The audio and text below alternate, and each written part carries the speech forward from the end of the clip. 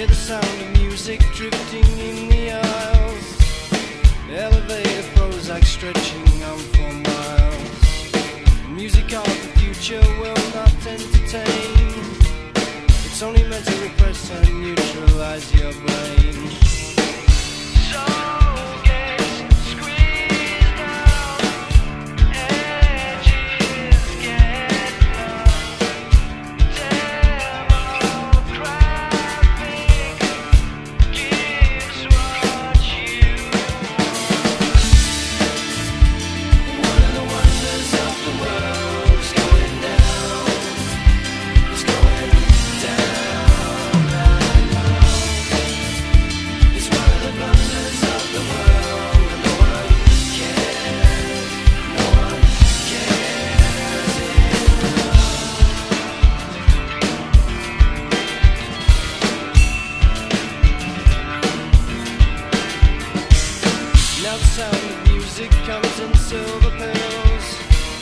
Engineered to suit you, building cheap thrills.